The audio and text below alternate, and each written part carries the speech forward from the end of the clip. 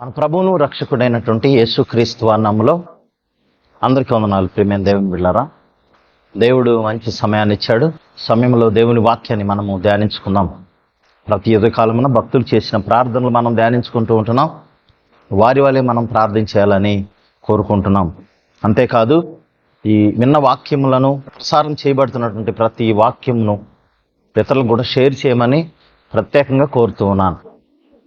ప్రియమైన దేవుని బిడ్డలారా, మీరు కూడా ఈ పరిచర్యలో పారిభాగస్తులు కాగలరు. తద్వారా దేవుడు మీకు గొప్ప ప్రతిఫలాన్ని ఇస్తాడు. ఈరోజు ప్రత్యేకంగా ఒక రాజు గురించి, రాజు చేసిన ప్రార్థన గురించి మనము వివరించుకుందాం, ధ్యానించుకుందాం. ప్రియులారా, కొన్నిసార్లు మన జీవితాల్లో దిక్కుతోచని పరిస్థితులు ఉంటాయి. ఏం చేయాలో తెలియదు. అలాంటప్పుడు పూర్తిగా మనం దేవుడి మీద ఆధారపడటం నేర్చుకున్నట్లయితే ఖచ్చితంగా దేవుడు మనకు సహాయం చేస్తాడు. అదే చేశాడు ఈ యెహోషాపాతు రాజు. యెహోషాపాతు మనం చూసుకున్నాం ప్రియులారా, అంతకుముందు భక్తుడైన ఆస, ఆయన కూడా గొప్ప రాజుగా, దేవుని దృష్టికి అనుకూలుడిగా, యథార్థవంతుడిగా ఉన్నాడని ఆయన ప్రార్థన గురించి కూడా మనం విన్నాం. ఆయన కుమారుడే ఈ యెహోషాపాతు. యెహోషాపాతు కూడా దేవుని దృష్టికి యథార్థంగా బ్రతికాడు, దేవుని దృష్టికి యథార్థంగా ఉన్నాడు ప్రియులారా. అందుకు తార్కాణం ఏందంటే, తన మీదకి దండెత్తినటువంటి 3 రాజ్యాల వారు వచ్చారు.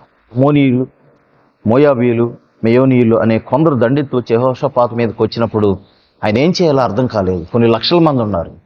మరి వీరికి కొద్ది సైన్యం ఉంది. వారిని ఎదురించి నిలబడటానికి శక్తి చాలదు. వారు నేర్చుకున్నది ఎప్పుడైనా సరే పూర్తిగా దేవుడి మీద ఆధారపడతాం. యోధ రాజులు కానీ ఇశ్రాయేలు రాజులు చేసే పని అది.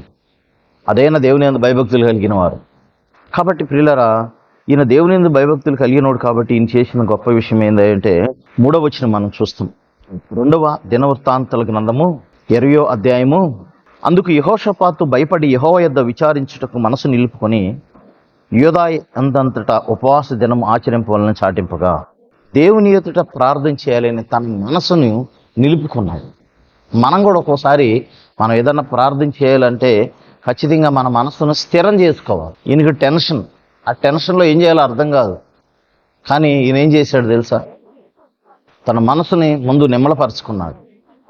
ధైర్యంగా దేవుడి దగ్గరికి వెళ్ళి తనతో పాటు ఉన్నటువంటి వారిని కలుపుకుని సమాజాన్ని వారందరూ కలిసి దేవుడికి ప్రార్థన చేశాడు.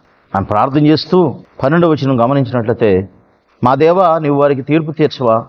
మా మీదకి వచ్చి గొప్ప సైన్యంతో యుద్ధం చేయుటకును మాకు శక్తి చాలదు, ఏమి చేయుటకును మాకు తోచదు, నీవే మా దిక్కు అని ప్రార్థన చేసి. చూడండి, వారికి వారు తగ్గించుకుంటూ, అయ్యా మా వల్ల కాదు, దిక్కు లేదు మాకు, ఇక మేమేం చేయలేం అని, దేవా నీవే మా హోపు, నీవే మా యుద్ధం చేయగలే గొప్ప దేవుడు అని, నీవే మా దిక్కు, నీవు తప్ప మాకు ఎవరు లేరని సంపూర్ణంగా దేవుడి మీద ఆధారపడ్డాడు. ఆయన ఆధారపడి దేవుడికి ప్రార్థన చేస్తాడు.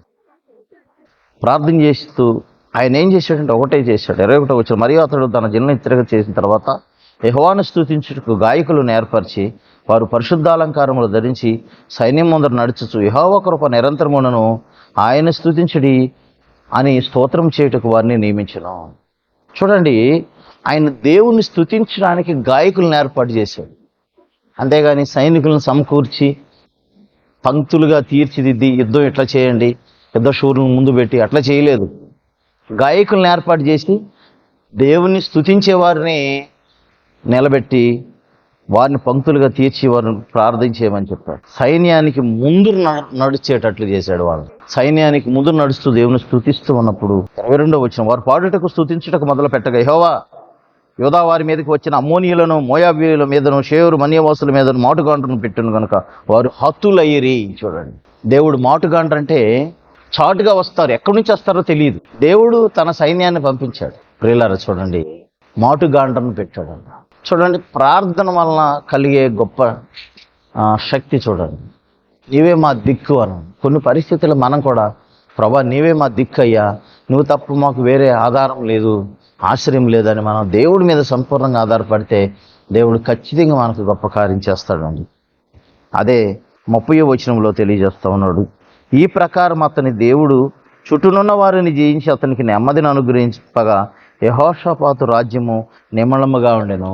తన టెన్షన్స్ అన్నీ పోయినాయి, ప్రాబ్లమ్స్ అన్నీ పోయినాయి, ప్రశాంతంగా ఉన్నాడు. 32వ వచనం, అతడు యెహోవా దృష్టికి యథార్థంగా ప్రవర్తించి తన తండ్రి అయిన ఆసా మార్గం మీద నడుచు దానిలో నుండి తొలగిపోకుండాను.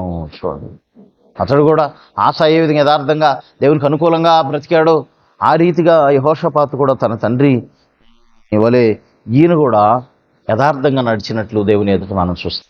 కాబట్టి మనం చూసాం ప్రియులారా, యథార్థవంతుల ప్రార్థన దేవుడు ఆలకిస్తాడని మనం చూసాం. కాబట్టి యథార్థవంతుల ప్రార్థన ఆయనకు ఆనందం.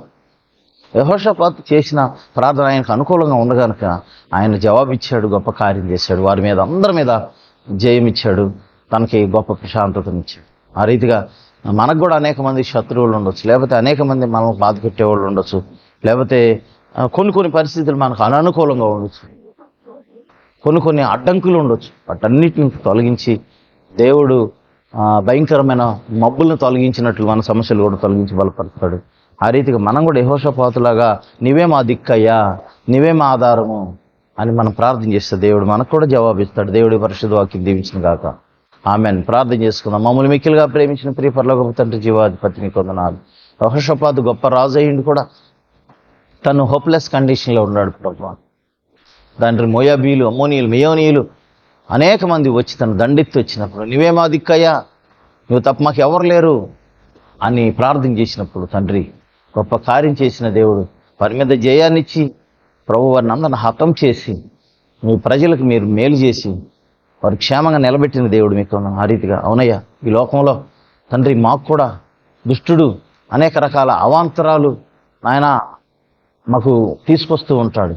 వాటి నుంచి విముక్తి చేసి మమ్మల్ని నిలబెట్టే దేవుడు మీరే. కాబట్టి మాకు నెమ్మదిని దయచేయండి, ప్రశాంతతను దయచేయండి, సన్ని తోడుగుంచమని మా దేశాన్ని, దేశ ప్రజలను కాపాడి రక్షించమని యేసు పరిశుద్ధ నామమున అడిగి వేడుకుని ప్రార్థన చేస్తున్నాం తండ్రి. ఆమెన్. మన తండ్రి అయిన దేవుని ప్రేమయే, ప్రభువైన యేసు క్రీస్తు వారి కృపయే, పరిశుద్ధాత్మ సహవాసం ఇక్కడ చేరమానుకున్న సకల పరిశుద్ధులకు ఎల్లప్పుడూ తోడే నడిపించును గాక. ఆమెన్. అందరికీ వందనాలు ప్రియులారా. మరీ కొద్ది కాలం కలుసుకున్నాం. అప్పటి వరకు దేవుని కృప దయ కనికరం మీ మీద ఉండును గాక. God bless you.